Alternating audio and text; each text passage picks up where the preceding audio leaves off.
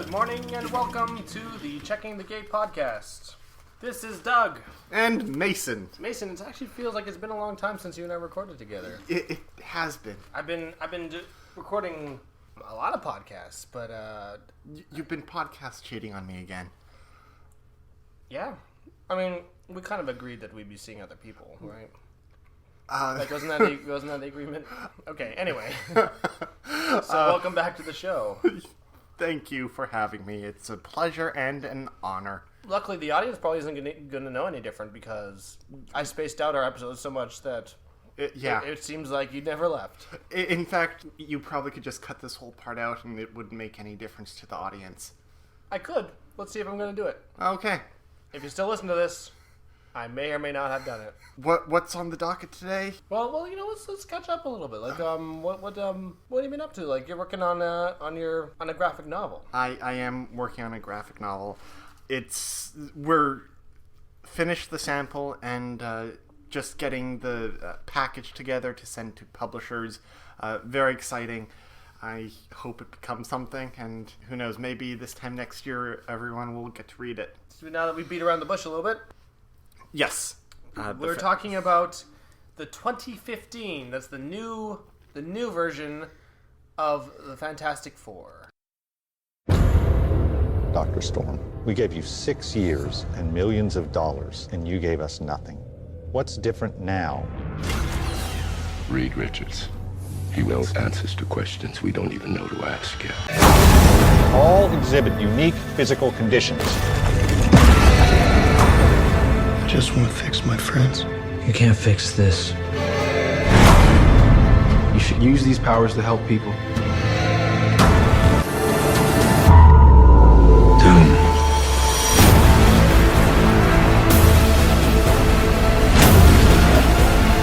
If you want to stop him, it's going to take everything you have.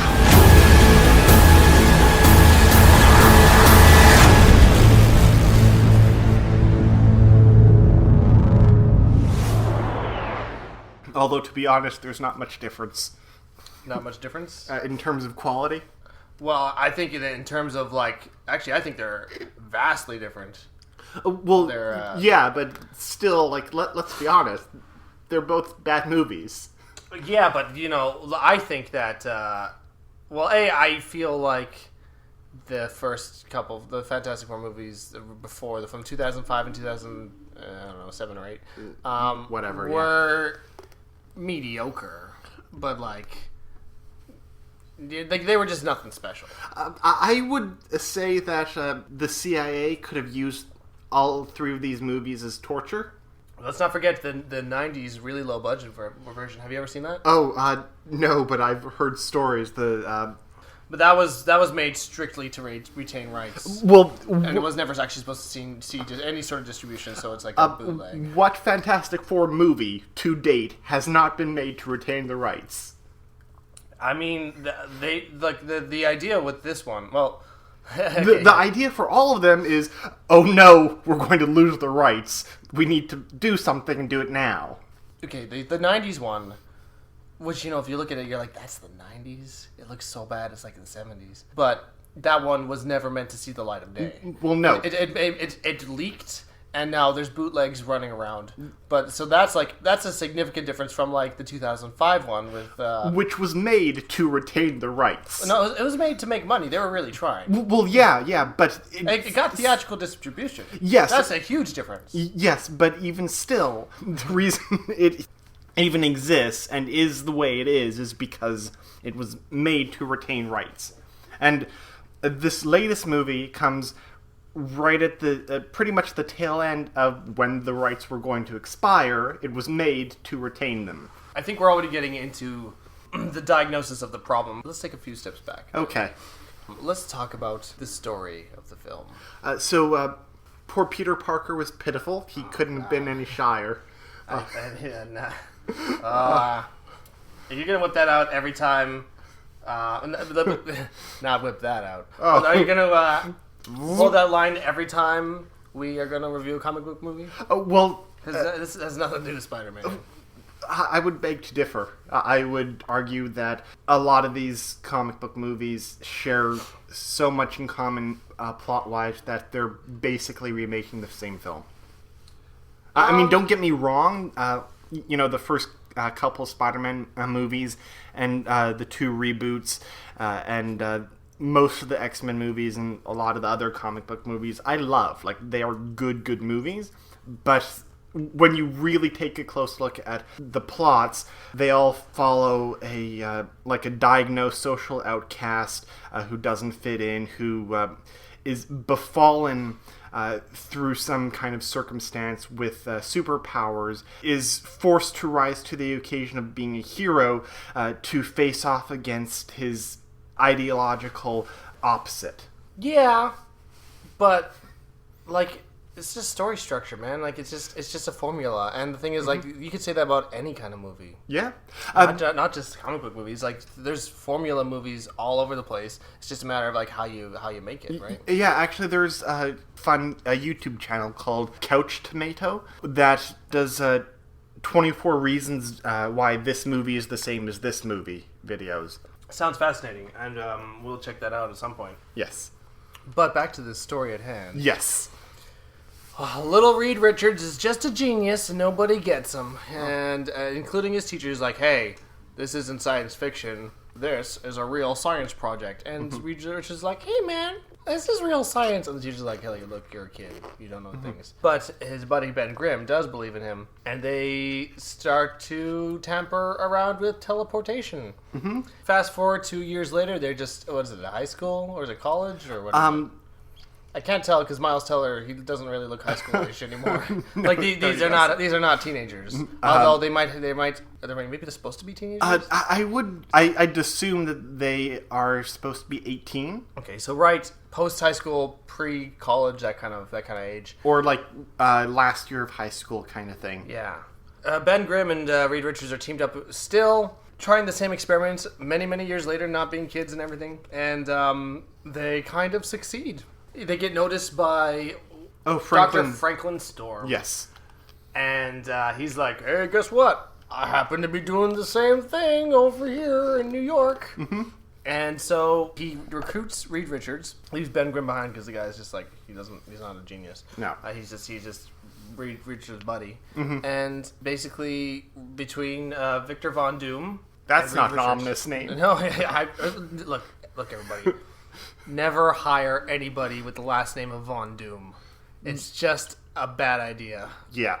If his name's Von Doom, he's evil. Yeah. It's just yeah. It's how it works. That's just basic common knowledge. Yep. Yeah, I've never met anyone with the last name Von Doom. But you just know. There's one out there, and he's damn evil. Oh, yeah. Yeah. So, Viktor Von Doom from the country of Latvia, which I'm really glad that they shoehorned in there. Is it Latvia or Latveria? It's definitely one of the two. Latveria. Latveria. Yes. Yep. I think Latvia might be an actual country. Maybe. Because I've heard it before. Yeah. So if you're not familiar with the comic book lore, Viktor Von Doom is from this other country and eventually becomes the dictator. Yeah, he's a dictator. Here in this movie, he's more like an angry blogger. It's a little different. Yeah. But in the comic book lore, he eventually becomes the sovereign or the leader of his home country. It puts a definite thorn in the sides of the Fantastic Four and the Avengers and basically everybody who tries to go up against him, because whenever he travels, he gets diplomatic immunity. Not the case here, though. No. Now he's just angry. Yeah. And he's just like, oh, the government. Ooh. He really needs to stop listening to Green Day, I think. Well, I mean, Green Day at least promotes having the time of your life. Yeah. Where I don't think that he took that to heart too well. No. They succeed in building this teleporter. Mm-hmm. But it's not a teleporter so much as it crosses dimensions. And they end up on a crazy green liquid goo-filled world where stuff happens. And then they blow up and almost die, but then they wind up getting superpowers. Yep. The end. That's basically it, isn't it? Yeah. Honestly, there was less story to it, and Unbreakable was a better movie. Oh, yeah. Unbreakable's great. Oh, it's so good. I'd love to podcast about Unbreakables. We should definitely do that. I'm making a list of movies to get through already, so I can throw that one in there. Awesome. Let's talk about a little bit about what worked for us in this movie. What did you actually like about it? I wish you could, the listeners could see your face right now, because it's almost like the wheels are really turning here, guys. there's a lot of there might be smoke pouring out of his ears soon. Yeah. Okay. So what I liked was pretty much everything but Viktor Von Doom and Ben Grimm. I think that up until the climax, everything aside from those things were really starting to work. And I was really hopeful that I would actually like the movie. And then they get right around the climax and just kind of like drop the ball completely. Yeah, well, we'll get into that a little bit when we get talking about what doesn't work. But, Yeah. Actually, I'm kind of tempted to kind of agree with you. Is that I was expecting when the negative buzz around this film is incredible. Oh, God. Just like everyone's spitting venom. And they're like, give Fantastic Four back to Marvel. And Fox is like, no, we won't. And it's just like, it's this. There's this festering hatred toward this film. It's just, it does feel a little imbalanced after actually watching the movie. You expect this complete cluster F of a film where it just like completely collapses. And to be fair, the movie doesn't work. No, it doesn't function. But there is a lot of like nice lead up. It's a very patient movie, arguably too patient. There is no payoff. Like I don't care that it's patient. There's just no payoff. I like to think of going to see movies like this a lot like going to see, for lack of a better example, and I guess for a little bit of foreshadowing, going to see a stripper. You're paying for something very specific, and you want it delivered eventually. So I'm just trying to think of I feel I was starting to get the swing of some of the relationships. I thought that it was fairly well casted. Maybe not Ben Grimm. I mean, I like Jamie Bell. Yeah, but for him as Ben Grimm just seemed like a really weird choice.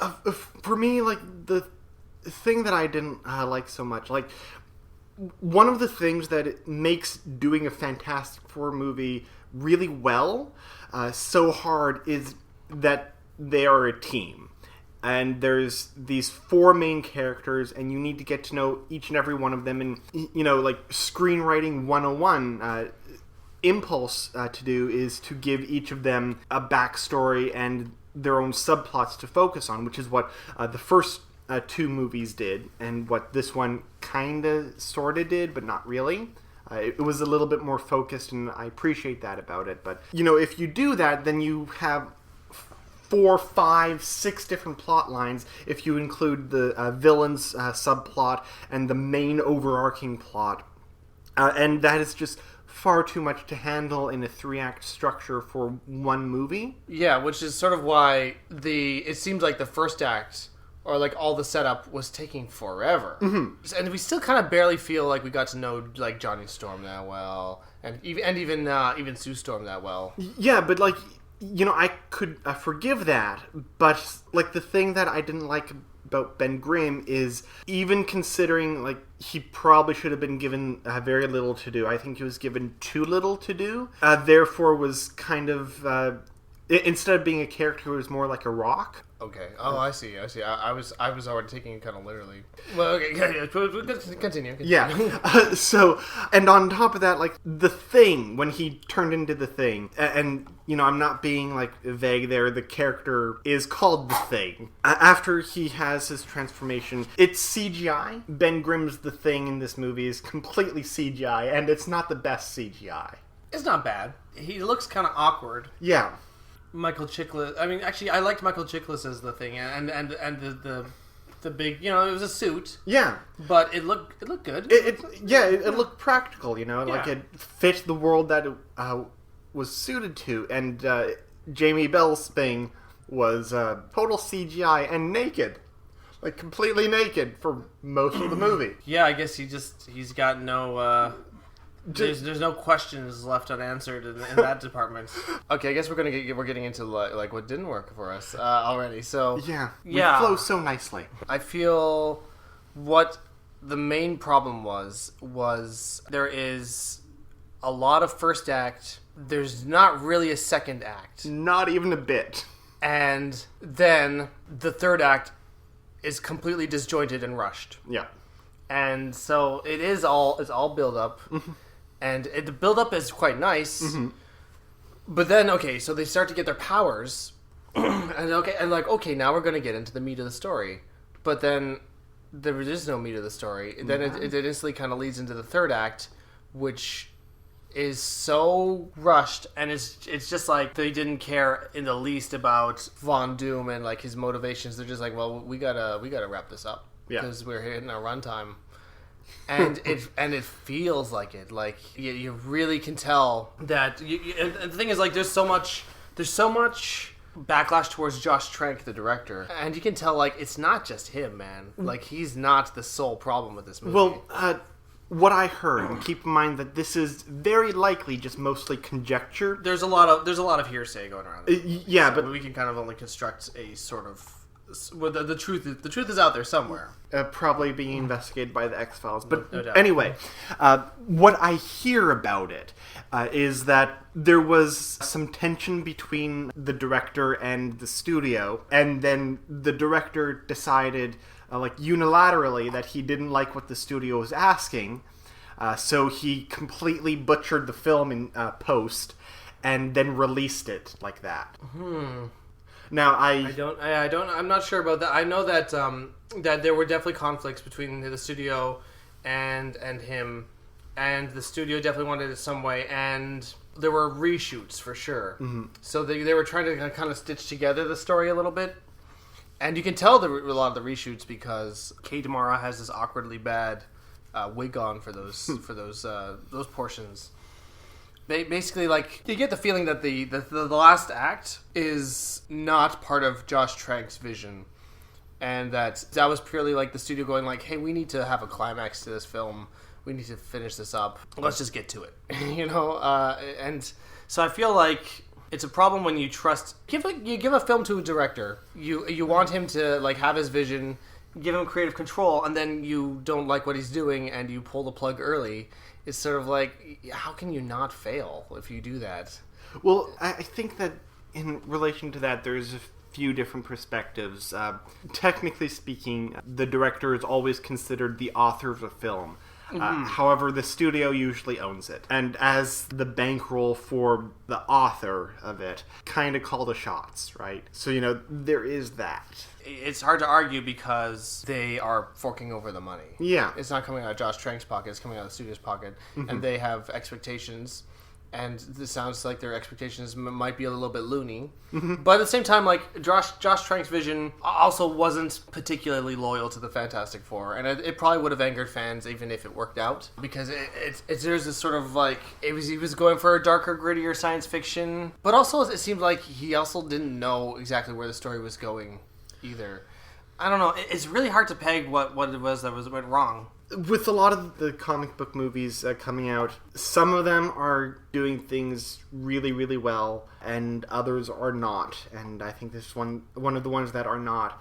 And in my personal opinion, when you have a comic book story with very massive backlog of plots and stories and characters, I think the important thing to do for the first one that you do is have like a really small time villain. Like for the Fantastic Four, there's so many to choose from. They could have had like the Mole Man come up and wreak some havoc, and then as they're trying to go against this relatively minor threat, we get to know the characters a bit more. And then we can have a faster-paced plot. We have a lot of action, and as we have the action, we're getting to know the characters more, and we build up the world. Then, for like the second, third, whatever after movie, you have bigger threats. That's where you get Doctor Doom. That's where you get like the Fearsome Five, etc., etc. That's a good point. I do feel like there was a distinct lack of interaction between the main four. They were kind of off doing their separate things. Once they got their powers, they weren't together for the most part, except for maybe coming together in a room going like, "Hey, don't use your powers for this. I want to." And a little bit of that. I mean, there's moments that were good, showing Reed Richards and Sue Storm getting to know each other a little better and getting friendly. Not a lot between Johnny Storm and anyone else. No. Ben Grimm is absent for a good chunk of the movie. Oh, yeah. So it's, I mean, for characters who are supposed to be like Marvel's first family, it's like, well, I mean, it seems like they barely know each other. The thing that they have in common is that they just got weird powers. Yeah. And the thing is, like, Sue Storm and Johnny Storm are brothers. I mean, brother and sister, rather. Sue Storm is adopted because, as everyone can tell from the poster, Johnny Storm, the Human Torch, is black in this movie. But it's a quick line. It's like, oh, so you're adopted? Yeah, that's the end of it. That was handled well. I actually appreciate that. Apart from that, like, she barely talks to her brother. Yeah. Yeah, I think that's where this movie was really lacking, is that it just needed to have them get to know each other, and you really need to see them evolve as a team, as friends, as family, and then as superheroes together, as a Fantastic Four team. And there was nowhere near enough of that. So in the end, it's sort of like, well, we need to work together, or the planet's going to be destroyed, because the planet's always going to be destroyed. Yeah, that's how it works. Yeah. Only this time, the whole planet being destroyed thing seemed really forced. Like, really, really forced. Yeah, it's kind of like the writer went to his, like, 6-year-old nephew or something and said, "So what should happen in the Fantastic Four movie?" The Doctor Doom's gonna blow the planet up! All right, let's go. Oh, God. That is what it seems like. You're absolutely right. Yeah. And, like, as somebody with a young nephew, I'm sure you can see exactly how that is. I mean, yeah, they know high stakes. I will say that. Yeah. But it's so disproportionate to the rest of the movie. Oh, God. I would, like, why not just have it so that their lives are at risk? Mm-hmm. You know, I mean, let's do a little bit of spoiler alert. So, which I guess doesn't matter because it's been so long. Like, if you haven't seen this movie already, you're probably not going to bother. Yeah, and honestly, you could not bother and save yourself the money. But Franklin Storm gets killed. Yep. And like, that's high stakes. That's the father of two of your main characters. And you don't need to, like, have him go like, well, I guess it's time to blow up the planet because I'm a bad guy. It just feels like, the stakes were kind of there already. You didn't need to make it disproportionately large scale. No. Good grief. The conflicts are barely opened, and then, like, the conflict is opened in the third act. Yeah. That's ridiculous. That's hilarious. Yeah, like, it should have been the second act. We should have seen tension between Victor and Reed Richards. We should have seen more ideological differences. We should have seen, like, Victor trying to go off and reappropriate the technology for nefarious purposes, getting reprimanded for that. It's stupid that the main conflict between Reed and Doom was that Doom wanted to shag Sue Storm, and she's flirting with Reed Richards, and he's like, and then that's their main conflict. Like, that's stupid. Speaking of, would that be a good opportunity to transition into the Bechdel test? Well, actually, I mean, let's first talk a little bit about the cast. Okay. Luckily, not luckily for Josh Trank, but most of the fury toward this movie is not directed toward the actors at all. Oh, no. And understandably, they seem to do the best that they could, and I think that for the most part they delivered. It was really good. I especially liked how on the beat Miles Teller was. Mm-hmm. He definitely was a bit of a departure role for him, and I think with this role, he had a really, really great rhythm. Oh, I see what you're doing. Yes. Sometimes just watching him on screen gives me such whiplash. Yeah, that one wasn't forced at all. Oh, good grief. So, but actually, you know what? That's an excellent point in that Miles Teller his big project before this was Whiplash. Yeah. And that is a good project to be coming off of because he got great critical praise. Oh, yeah. It won a couple Oscars. And so he's doing all right. Yeah. And everyone's like, yeah, okay, he did fine. Like, why would he turn down the role of Reed Richards? Same with Kate Mara is going to be the Martian, I believe, and which is slated to do very well. Oh, yeah. So far, it sounds like it's quite good. Matt Damon usually does really good work, or he does notoriously biased environmental films. So either or. So Kate Mara's, she's going to be taken care of because she's transitioning out of House of Cards and into film. Sometimes there's a bit of a bumpy road, but at the same time, like, she was an inspired choice for Sue Storm. I thought that she was, and she did fine. She's a great actress. Well, yeah. Very, very talented. The cast itself I liked. They are talented people. They're going to do really well. And thinking about the movie logistically, like if you're an agent and you're sitting across from Miles Teller or Michael B. Jordan or whoever else, like even if they have misgivings about the script or the plot or the film itself, it's their chance to make a nice big chunk of change and then do whatever they want. Like, serious actors are getting into superhero films, right? Yeah. Like, that's the movie climate we're in, where it's not, like, goofy anymore. This is serious business, and it's stuff that's topping the box office. You want to find yourself in a superhero franchise. If Will Smith is doing it, everybody, like, you know he means business. Well, not just Will Smith, but, of course, Robert Downey Jr., Samuel L. Jackson. Well, I feel like Robert Downey Jr. was the one who started it, where people are starting to, like... When Iron Man came out, people were like, okay, this is really worth taking seriously. It's not just Batman. No. The Batman Begins that's really, like, taking off. Superhero films are becoming something very serious. Yeah, and for an actor's career, it honestly doesn't matter if it does well or if it is a good film inherently. Sign on, you do your contract, you do your job, you make a whole lot of money. Like, oh my god, the money that you could make. Like, not even just, like, salary, like, residuals alone, like, you are set for life. And then after, like, proving that you can pay your dues with the superhero movie, you can pick literally anything you want. Well, I mean, it's a dangerous game, because, like, sometimes, like, if you're... In the case of, like, Chris Evans and Chris Hemsworth, they have to go with Marvel's schedule. So they may have to turn down projects that they really want to do because they have to be Captain America and Thor, right? Yeah, but what I mean is, like, after that contract runs out. Yeah, but I mean, like, but think of how long they're going to be doing that for. Like, that's a long time. But, like, Chris Evans' contract is about to run out. Like, at the end of the Avengers Infinity War Part 2, like, he is done. I know, I understand that. But think of that. Like, when was the first Captain America movie? What, 2010? Yeah. And then Infinity Wars 2019. That's almost a 10-year commitment. That's a good chunk of your life.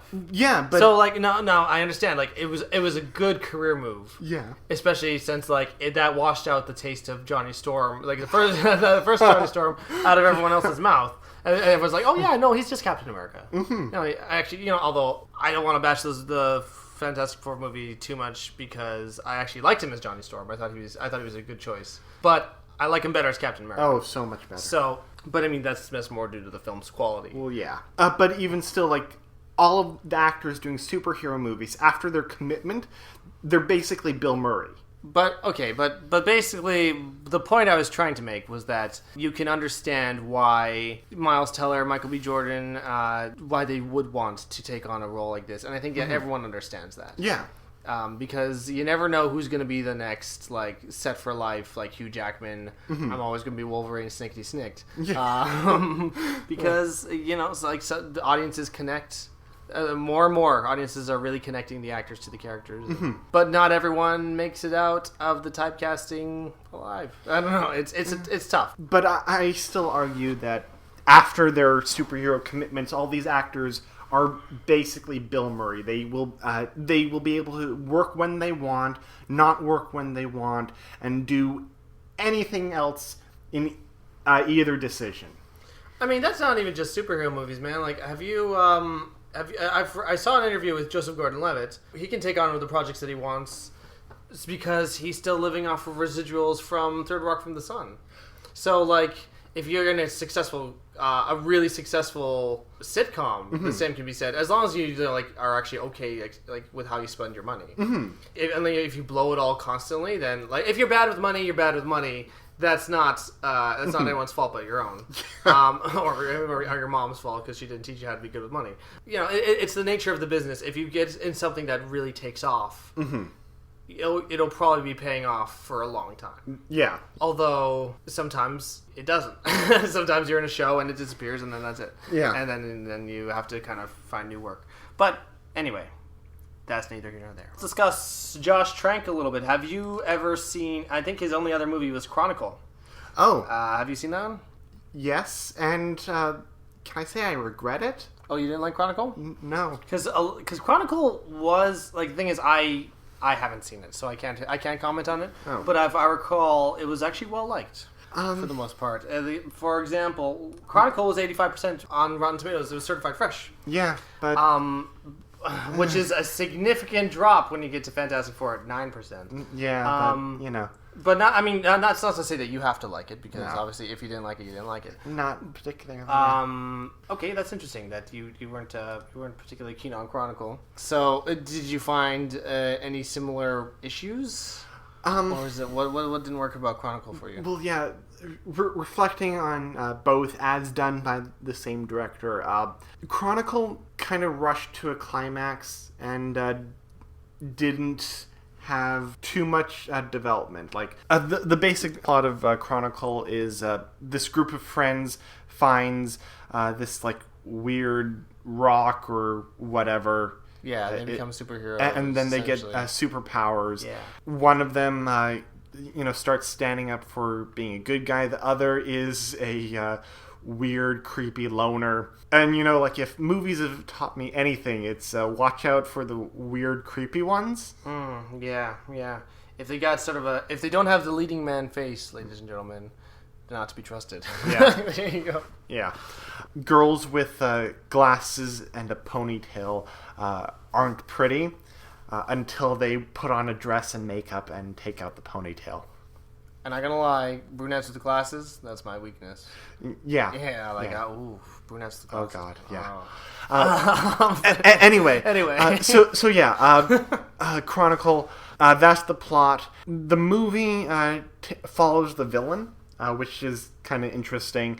It has a lot of shaky first person found footage. Oh right, it is a found footage film, isn't it? It is. Oh, okay, yeah. It Which is. I don't know how I always feel about those kind of movies. Yeah, with the sci-fi superhero genre, it was an interesting take on the subject matter. However, I don't think that it was the right treatment because there was a lot more that I wanted to be able to see in between the found footage stuff of the characters and the development, and it was kind of just this guy's the handsome, well-liked one, and he's the good guy, and this one records everything and is creepy. All we get to see is when he's recording, and it just, to me, wasn't enough. That's interesting. I'll have to check that out at some point and see what I think. Yeah. Yeah, I don't know much because he doesn't have a very large filmography. It's just Chronicle and this movie. So, well, let's get to what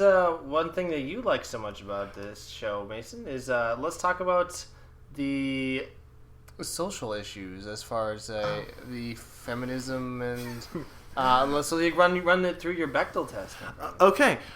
So there is only one woman with a name, and because of that, she does not talk to any other woman with a name about anything other than a man. There's Mary Pat Green, who plays Ben Grimm's mom, but she's really a moment in the movie. Yeah, and then there's also the woman who plays Reed Richards' mom.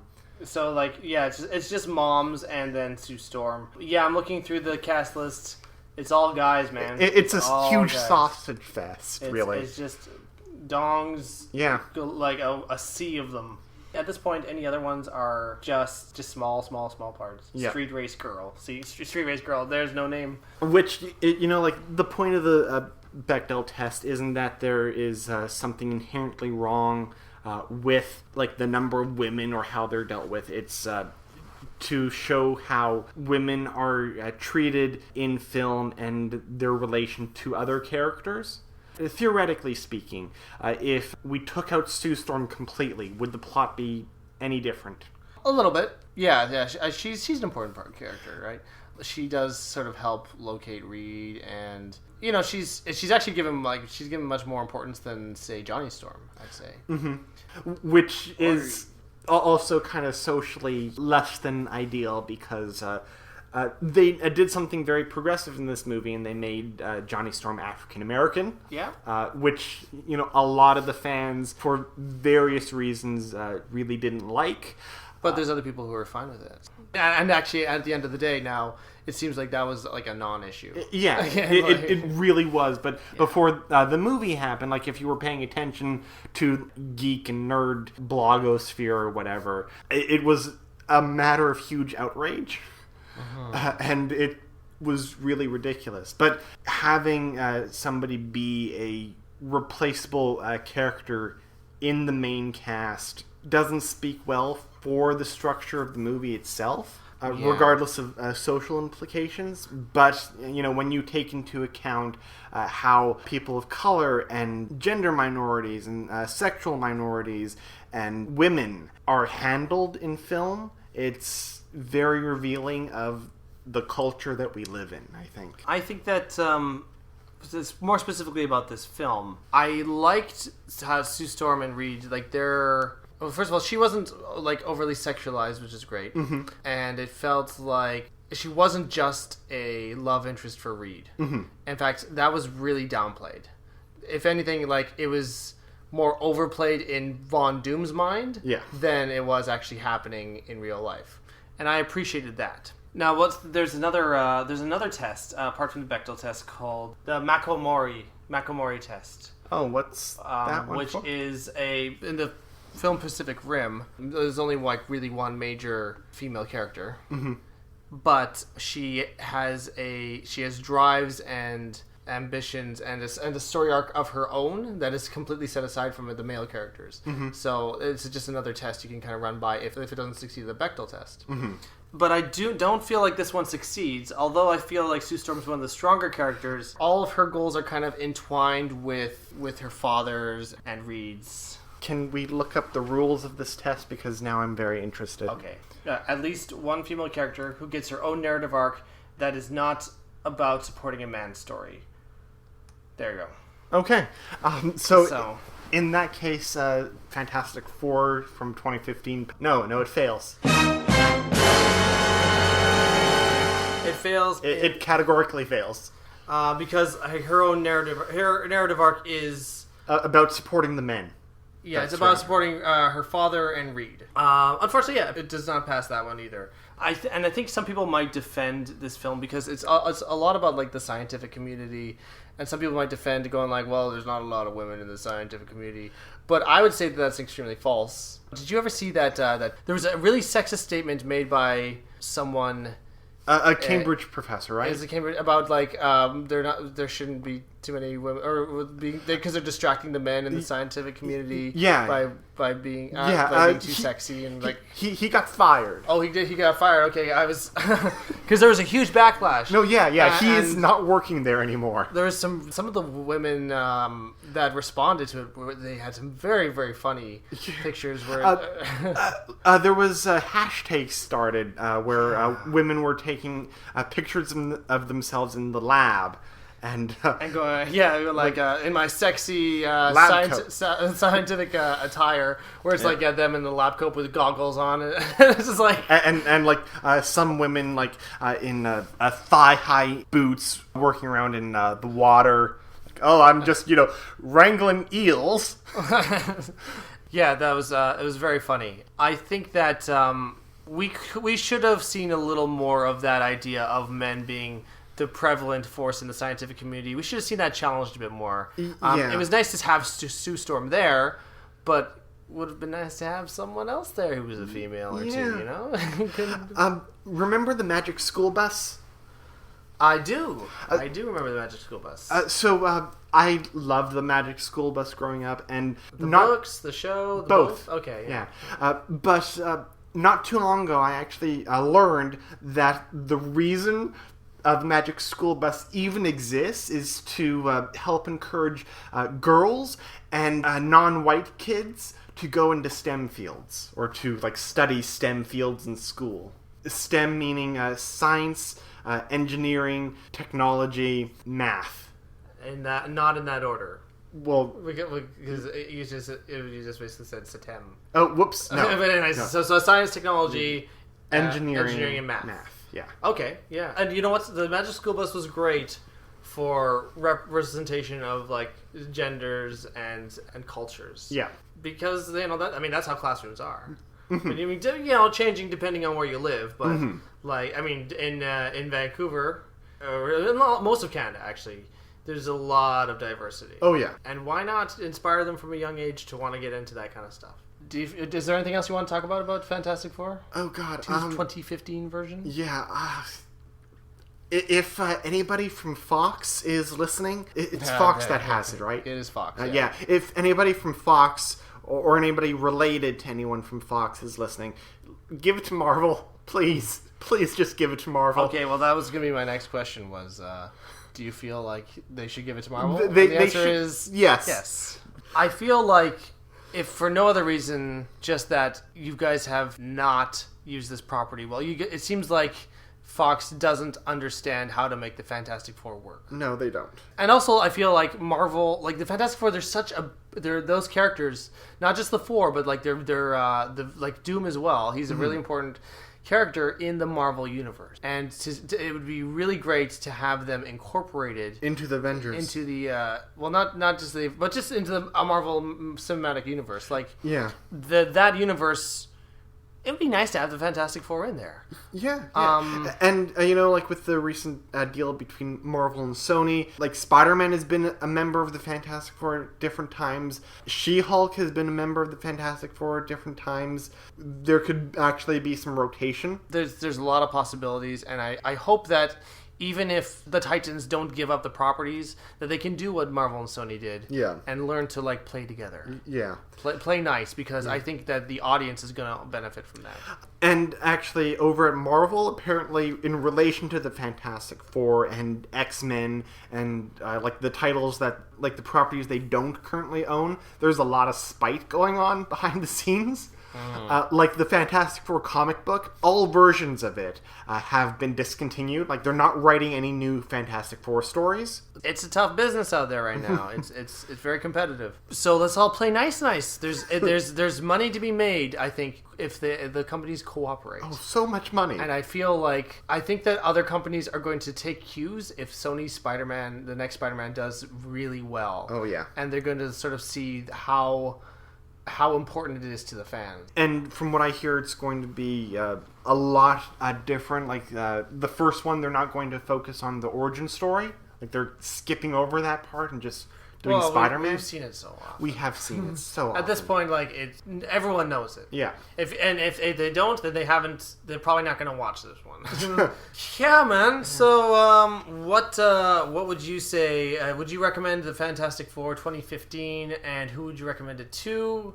And what star rating would you give it? Okay, I would give it, I'll say 1.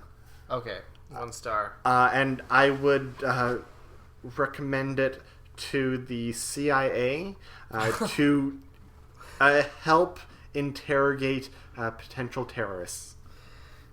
You heard it here first, folks. Mason is pro-torture. I'm not pro-torture. I'm pro-enhanced interrogation. I would mostly recommend this to people who want to learn something about movies, because sometimes you learn a lot from seeing what goes wrong. So if you're kind of trying to figure out how to make the 3-act structure work, maybe watch Fantastic Four to see how it doesn't, and then like compare it to another film that does that structure really well, like Jurassic Park or something like that, Or Whiplash. or Actually, yes, watch Fantastic Four then Whiplash if you want sort of an education on how to do one well and one terribly. And I think I could actually learn a lot from that. Yeah. Apart from that, like, I can't really recommend it as a movie. I can't really recommend it as a comic book movie. Don't watch it. It's more of a fascinating case study. Write letters to Fox and ask them to give the rights back to Marvel. Please. Yeah. Please. Let's do this, people. We can do it. So yeah, there you go. It's that. I think that's the best way to put it. Is that it's just a really interesting case study. Here we go. This is the prime example of what happens when studio politics get in the way of telling a story and trying to make deadlines more than trying to make a movie work. This was not a labor of love, or at least the end product wasn't. I think that at some point Josh Trank was really trying to make it work and really cared about it. But at the end of the day, the outcome was not a labor of love. Yeah, I got to give it 1.5 because I think that there's a little bit of stuff in the beginning that's worth seeing, but not the majority of the film. No. So anyway, that's all. Sorry, Fantastic Four. We gave it a shot. Yeah. We gave it a shot. Just like you have 3 times now. Just take the hint. You know what? It should be third strike you're out. Yes. You know, that's the rules of baseball. Yes. That should be the rules of, like, if you screw up a property 3 times, you're out of here. Yeah. I mean, really, it's just so good that Fox got X-Men back on track. Yeah. Like, really, if it weren't for that, their track record would be blah. Like, no. Were they the ones who lost Daredevil as well? Yeah. So, I mean, Fox lost Daredevil. Mm-hmm. Marvel took it, and Marvel killed it, man. Oh, God. They turned it into one of the best Netflix series. I kind of just want that to happen with Fantastic Four. In fact, I think that Fantastic Four might make a better series than it would a movie. Because, like you were saying, it's hard to make an hour and a half or 2 hour film for 4 separate characters. Yeah. Maybe the Netflix route is the way to go for Fantastic Four. No, definitely, yeah. And, like doing what Daredevil did in its first season, being slow-paced and getting to know everybody very slowly as the action started to develop, like, that would work perfectly for Fantastic Four. So we'll see. There's exciting things happening in the MCU. We want the Fantastic Four to be part of it. Yes. Well, thank you so much for joining me again, Mason. Thank you for having me. And join us next time when we'll be reviewing Doug's vacation videos. I'm kidding. That was a joke. Thanks for listening to the Checking the Gate podcast. Remember to come to checkingthegatepodcast.com. Check out the show notes of the show, which is, not that much, but we'll throw in Mason's his various links in there if you're interested in supporting his business, because he needs a little support. It would be nice. He needs a little love. Yeah. I like love. He loves love, man. Oh, so much love. It. Check us out on Twitter at Checking Gate Cast.